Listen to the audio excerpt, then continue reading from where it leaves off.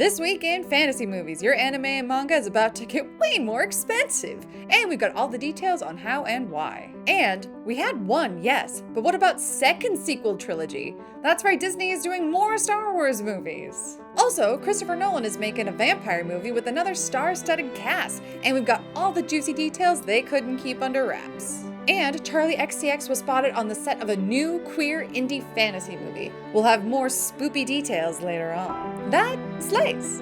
Literally. Just like we're gonna slay this intro. Buckle up, Buttercup, it's This Week in Fantasy Movies! First up, Sam dropped the ball the last couple weeks. Hey now, my grandpa died. And you didn't even live stream the funeral? It was a beautiful service. I had to be in the moment. Rookie mistake.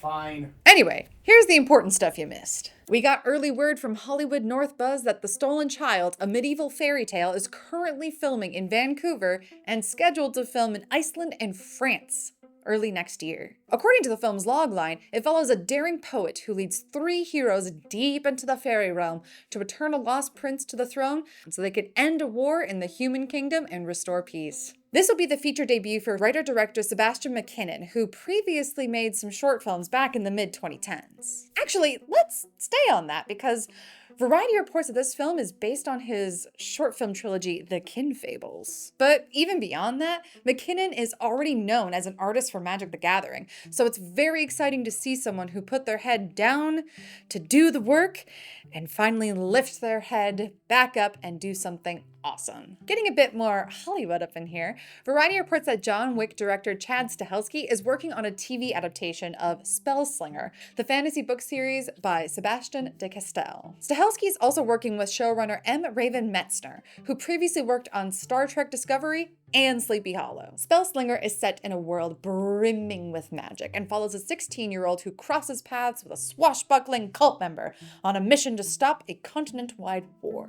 And, surprising no one, Amazon has renewed The Legend of Vox Machina for a 4th season. Studio Canal picked up Megalopolis for the European TV and streaming rights, and Lionsgate is gearing up to send the film to video on demand this Tuesday. And, in the fallout from the sexual assault allegations against Neil Gaiman, Amazon has decided to end Good Omens with a 90-minute special instead of the full 3rd season they had planned. Probably just to wipe their hands and be done with it all. Also, we actually have good Wizarding World news! As part of his press tour for the Day of the Jackal, Eddie Redmayne shared the final nail in the coffin. I love Fantastic Beasts, and I just wanted to ask, do you think fans have seen the last of Newt Scamander yet? I think they probably have, yeah. This comes as no surprise. People are fed up with J.K. Rowling's transphobic tirades. If her actors haven't already publicly denounced her for her hatred, then they got tired of journalists asking them to comment on Rowling's hatred. So it's no wonder that actors are dropping off from her projects left and right to the point where Warner Brothers is struggling to come up with any kids to play the younger characters. Let this be your reminder that J.K. Rowling has descended into complete weirdo status. Her only remedy is to touch grass and reconnect with her family. And the best thing we can do is forget that Hogwarts was ever a thing. Besides, Warner Brothers has way cooler properties it's doing stuff with, like Dune and Lord of the Rings. And as the Hollywood Reporter shared, on top of all of the Game of Thrones spin-offs that HBO has loudly trumpeted, they're also quietly developing a feature film set in Westeros. There's no details here, but the Hollywood Reporter was able to confirm with multiple sources that the movie is in early development. When the news broke the other week, fellow fantasy news YouTuber Daniel Green was upset because it's somehow not quiet if we're talking about it. But it's not like HBO is trumpeting this from the castle towers or something. There's no press release. There's no media push. The Hollywood Reporter had to dig for this. They got their miner's gear on and everything. With such a big franchise, it's hard to keep anything under wraps. And that goes double for a new venture into a very proven media like film. Would it be nice if we got more surprise releases? Yes. But we do still get those. Netflix is a master at this, like when we talked about The Electric State a couple weeks ago. But also consider, it can be fun in itself to find out about a film early and track its development. Like Mother Witch, a gothic folk horror fantasy film out of Cyprus that successfully funded its Kickstarter the other week. The film already completed production, so this $20,000 Kickstarter was really just to fund post-production and drum up some interest. And it sure succeeded because it caught our interest, so much so that we've been trying to tell you about it for a month and we haven't been able to fit it in until now. In the vein of Guillermo del Toro's films like Pan's Labyrinth, the film follows a painter in Victorian-era Cyprus who tries to resurrect her dead children but ends up unleashing an undead horde upon her village. RIP. And who remembers playing Oregon Trail on the old school Macintosh computer back in the late 90s and early aughts? Not me, I never played it. But hop onto your covered wagons and don't die of dysentery because Apple is developing an Oregon Trail movie. You'd think they'd be doing this in-house, but it actually came from a pitch by the directing-producing duo Will Speck and Josh Gordon, who previously directed the film adaptation of Lyle Lyle Crocodile. This is the first time I am hearing of a film adaptation of Lyle Lyle Crocodile, and I've gotta say, I'm stoked! Okay. They shot this around to a few different studios, and Apple just happened to be the one that picked it up first. Now that it's under Apple's wing, it's set to feature a script by the Lucas brothers, who wrote Judas and the Black Messiah along with Max Reisman. In other things we missed from the last couple of weeks, Apple also dropped a trailer for Severance, coming in January. Sam's friends roped him into this one during lockdown, and he binged this all in a day while he was sick. But that cliffhanger ending? Whew, I tell ya. So it's very exciting to see this finally come back 3 years later. Who are you people? Welcome back, Marcus. Been a minute. And all the wacky culty lore that comes with it. Clovis? Yes. Are there others like me? Children, you mean? Viaplay dropped a trailer for Rania, the Robber's Daughter, a Scandinavian fairy tale based on the book by Astrid Lindgren. Studio Canal dropped one for Woodwalkers, a German film about a high school in Wyoming where Everyone here is a shapeshifter. There aren't many of us shapeshifters or woodwalkers, but yes, we exist. And there's a new trailer for Rita, a Guatemalan magical realism film about girls trapped in an abusive orphanage. Todas ellas creen que hay una profecía y que va a llegar un ángel salvadora que nos va a sacar de aquí. Yo no creo en esa profecía. No necesitamos mitos para salir de aquí. This one took Fantasia Fest by storm over the summer, and I'm so excited to see how high it can fly. Coming to Shudder November 22nd. Lasher's out there hunting Mayfair women. I'm gonna take care of it. Of him. AMC dropped a trailer for season 2 of Mayfair Witches, adapting the Anne Rice novel coming January 5th. It's a family heirloom. You're from a family of vampires? From Gravitas Ventures, we have Portraits, a pulpy drama about a family of vampire women just being eternally sexy and welcoming in their new sister. Here, you're either predator or you're prey. And then the cops show up to investigate one of the people they ate. Killjoy. May the Lord protect you from harmful sea creatures and dangerous pirates. Vertical gives us The Damned, a haunting creature feature about an 18th century fishing village beset by sea monsters. What happened on that ship was a terrible tragedy. He doesn't care. I wouldn't sleep if I were you. A thing like that never stops. Wellgo USA dropped a trailer for Ghosts of Redridge, a western where the town of Redridge is haunted by ghosts. Who would have thought? Coming to video on demand December 3rd. How did you make raptors? Did you see Jurassic Park? Yes. We did that. But how did you make it invisible? Did you see The Invisible Man? Wellgo also dropped a trailer for The Invisible Raptor, a rip-roaring romp about a raptor that's invisible. We don't like invisible things in our house. Who's in their naming department? Who's coming up with their movie titles?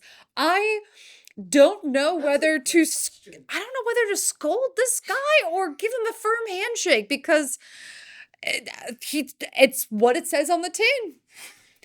Either that's a really great strategy or it's a really dumb strategy, and I can't figure out which one. You know, it really helps that these are like very pulpy stories with very obvious premises. Yeah.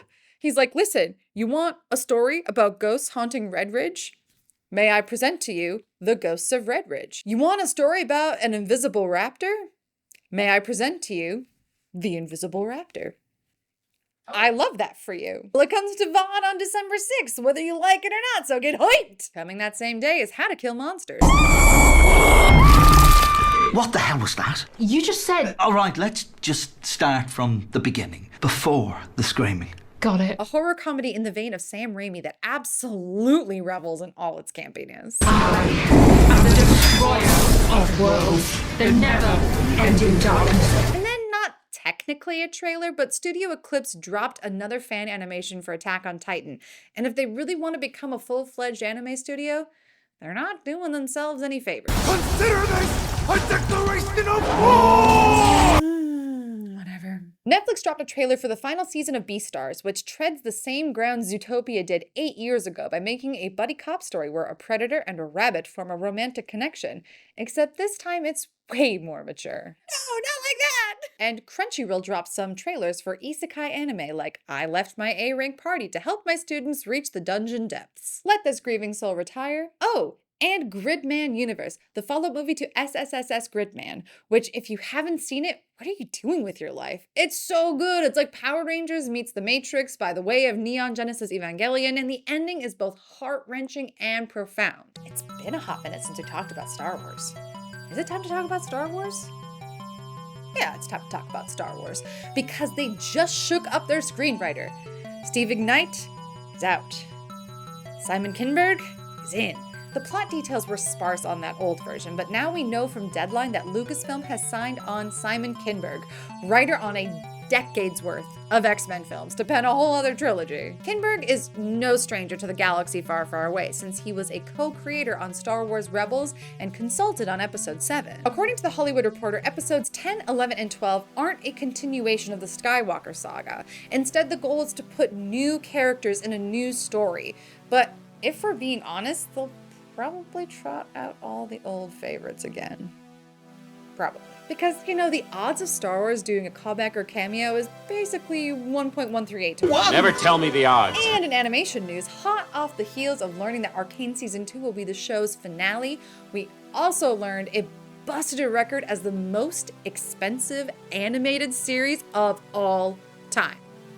Despite initially aiming to go for 5 seasons, Riot spent $250 million for 18 episodes. That's the big headline everyone else is grabbing on, but I think the even bigger headline and that nobody seemed to pick up on is that despite calling it quits on Arcane, Riot still wants to do more League of Legends stuff. Speaking to Fiction Horizon, Riot's co-founder and chief product officer Mark Merrill reaffirmed that they still have big dreams for the entertainment space, but they're also new to the whole animation thing, so they've miscalculated and now they're adjusting things so they can keep going. See, what happened here is they put a couple of inexperienced customer service people in charge of developing the show. Combine that with some missed deadlines on episode scripts and other production delays, it's easy to see how the $100 million budget ballooned to $180 million and then to $250 million when you include their marketing figures. None of this is bad. In fact, it's really good to see a new company boldly find their way into a groove.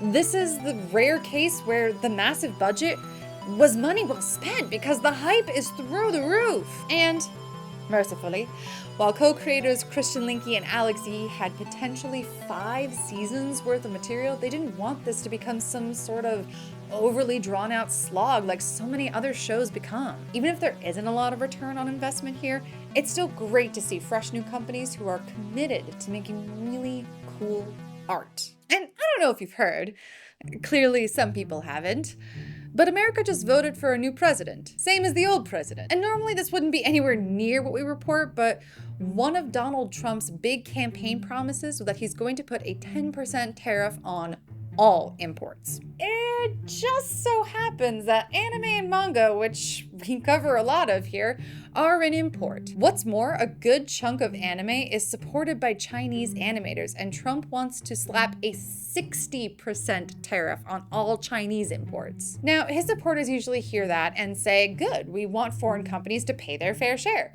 And sure, in principle, I see how that would make sense. Except that's not how tariffs work. A tariff is an import tax, yeah, but the tax is at the point of sale where it crosses the border into the US.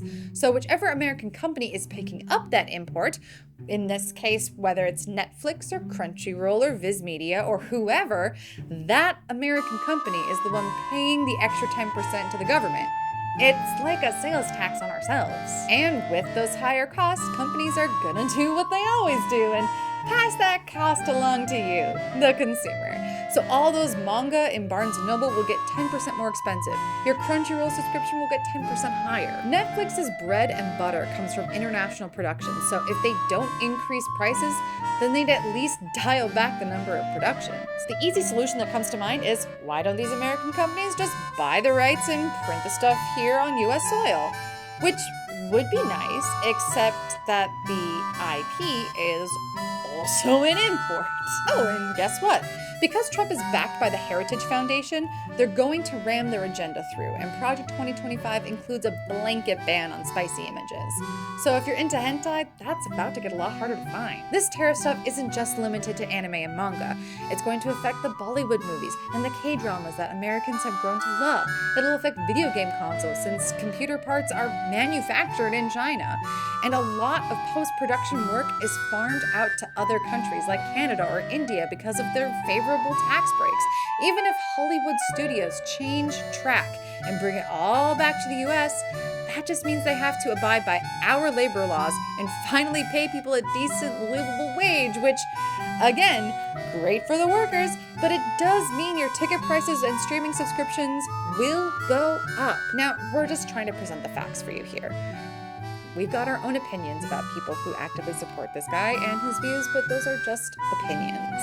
Even so, every candidate's policies affect you out in the real world, and this is why it's important to research every candidate up and down the ballot before you go to that voting booth. In lighter news, the American film market just wrapped up, where a bunch of different films were up for distributors to buy, including plenty of genre films. We already talked about The Stolen Child, but Electrophilia has been a hot commodity among distributors. It's an Argentinian body horror film about a woman who gets struck by lightning and gains new physical and psychological abilities, and it stormed up Fantasia Fest earlier this year. Film Sharks landed some great deals for both it and Pacifico, which is a sci-fi adventure film about a group of young travelers that are stranded on an island out in the Pacific and have to escape the evil presence that's been hidden away for centuries. And the Thai company EST-N8 picked up all the international rights for River Returns, a Japanese fantasy drama about a boy in a small mountain village that's constantly threatened by typhoons. He learns these typhoons are caused by the grieving spirit Oyo, so he goes deep into the mountains to confront the spirit and save his village. And the independent fantasy film news doesn't stop there, because it's time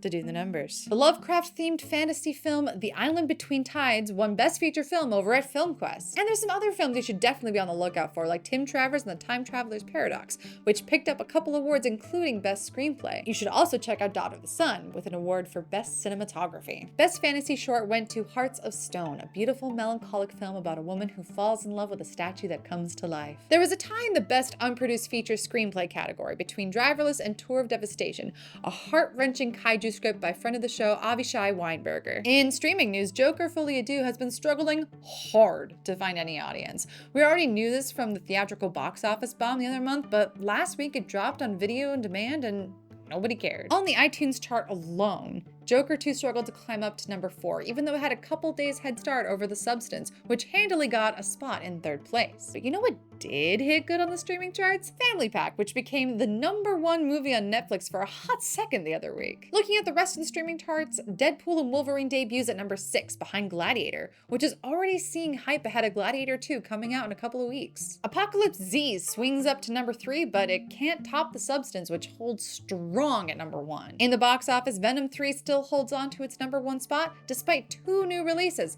but The Wild Robot made room for them, dropping to number 4. Terrifier 3 drops to number 10, and Overlord didn't even crack the top 10. Looking at series, Agatha All Along bumps back up to number 6, and The Penguin climbs back to number 2, but From reigns supreme for yet another week in the top spot. In quick news, Glahan and the Knaves of Industry just landed a Blu-ray release on Tuesday, and wait a second. Not us. You're damn right it's us. Oh, slay. Sponsor spot. See, this is a movie that Sam filmed back in 2018 on a shoestring budget with a ton of favors from friends in the Duluth film industry.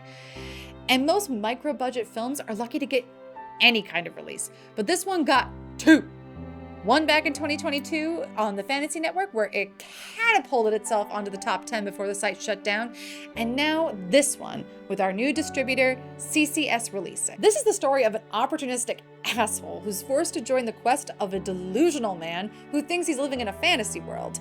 They team up and fight crime, and that's only the beginning of their adventure together. It's awesome! Not only do we have this lovely Blu-ray disc available for purchase in multiple locations across the globe, it's also available for streaming right now, for free, over on Tubi. And the best part?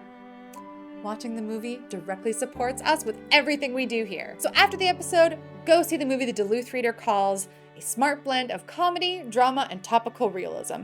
Clayhan and the Knaves of Industry. Link in the description. Okay, back to the real quick news. The independent fantasy web series Ren, the Girl with the Mark announced its season 3 crowdfunding campaign last weekend, and as of Sunday, it's already 40% of the way to its goal. I'm Oriana Charles. I play Ren, a young woman who's marked by an ancient, powerful spirit. Get it out of me! And is forced to go on the run with a rogue called Hunter. World of Real reports that Jennifer Kent, director of The Babadook, is set to adapt the classic horror fantasy novel, The Thief of Always. The book follows a 10-year-old boy who gets lured into a place called the Holiday House, where each day brings lots of fun with new seasons and holidays. But soon enough, he discovers that beneath the surface is a dark secret that every day he spends inside the house steals years away from his life. So now he has to escape and reclaim his stolen years. The 1992 Clive Barker novel is kind of a cult classic in the horror community,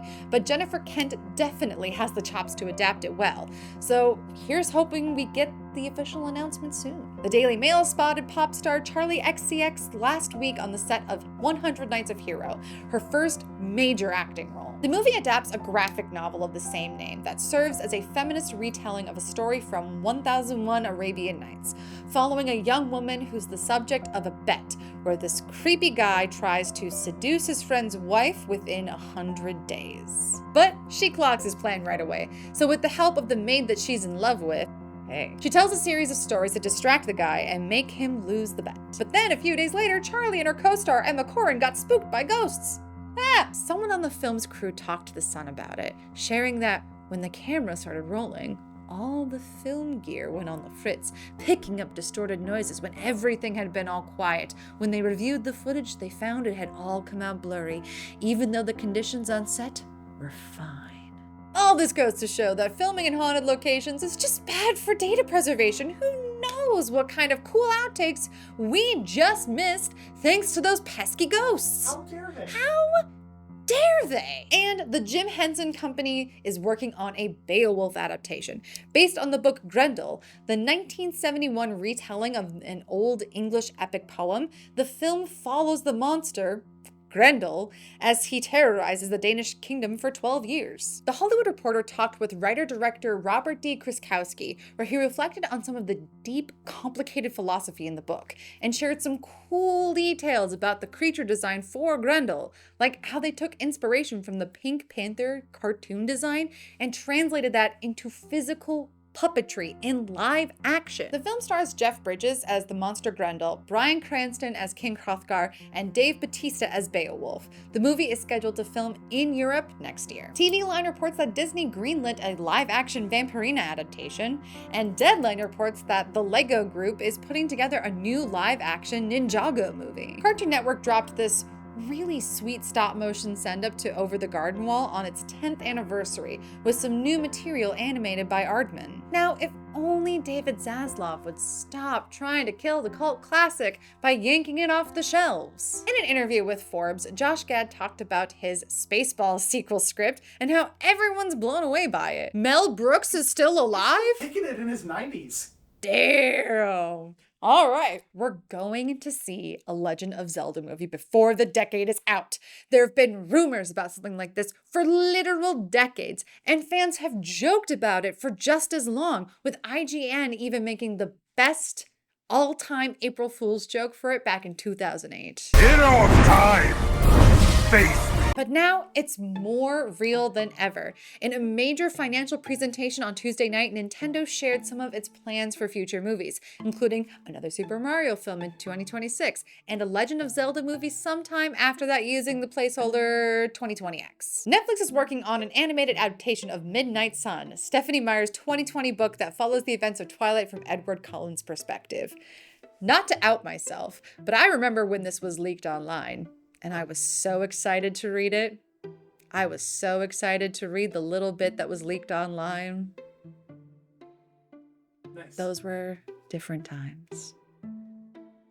Anyway, it's easy to clown about this, but one, the original Twilight movie actually slaps if you give it a serious try, and two, Netflix already did super well on this same kind of project with Scott Pilgrim Takes Off, so we're very excited to see where this one goes. Twilight is camp, and as long as you accept that, it's not a bad movie. Certainly not Kristen Stewart and Robert Pattinson's best, but they did what they could with the material they were given. I actually think it's hilarious how they bonded over not liking the project they were working on, and yet they still managed to do really good performances. Yeah, all things considered, they did really good. Deadline reports that Macaulay Culkin has signed on to the cast of Fallout Season 2. No word on what his character will be, except that it's a crazy genius type of character. Variety reports that Amazon's Mass Effect series is going ahead, with Michael Casey set to serve as writer and showrunner. The Hollywood Reporter buried a fun detail that Ridley Scott is developing a new Alien movie thanks to the success of Alien Romulus. Please be Alien Awakening. Please be Alien Awakening. I need to know what happens between Covenant and Alien. Please let it be Alien Awakening. I don't care who I have to beg. I like Alien. Henry Cavill's busy schedule strikes again. Since he's going to be in the Voltron movie, filming this December through April of next year, Redanian Intelligence reports that Lionsgate has bumped production on Henry Cavill's Highlander remake from January back to May. It's disappointing, but this is what happens when you get an actor on board who's got a super packed schedule and a love for going deep into every role he takes on. Hot on the heels of Tom Holland being casted in a mystery project for Christopher Nolan, IO9 reports that the film will probably be a vampire movie set in the 1920s. It's not exactly a surprise. When he spoke at a BFI event in London earlier this year, an audience member asked Nolan if he would ever make a horror movie. He said he would if a really exceptional idea came along and he hadn't found a story for that. Maybe he's got the right story now? Here's hoping, because I know a lot of people who would get a kick out of a Christopher Nolan 1920s vampire movie. Coming up this week, we just saw the premiere of Arcane Season 2, and that continues this Saturday. We also missed telling you about the premiere for Wizards Beyond Waverly Place, the legacy sequel to the old Disney Channel show, airing on Tuesday nights. Also on Tuesday, Megalopolis comes to video on demand. On Thursday, it's a triple threat between Red One, Dwayne The Rock Johnson's Christmas action movie, Kongava, a Tamil epic packed to the brim with primal masculine rage, and Ghost Cat Anzu, a cute little anime movie about a deadbeat 37-year-old man who's also a cat. But if you're looking for something of the more cute and romantic speed, maybe check out Nina the Starry Bride, about an orphan girl who's selected to impersonate a princess and winds up pulling all of the political strings so she can end up with the man she loves. Finally, on Sunday, we get the premiere of Dune Prophecy over on Max. That'll do it for This Week in Fantasy Movies. We're back, baby. Don't forget to like and subscribe for more. Hit us up in the comments with what you're most excited for, and check out Gleahan and the Knaves of Industry in the link in the description. Sam put literal blood, sweat, and tears into this movie, and it's free. So you have no excuse not to watch it right now. Go on. What are you waiting for?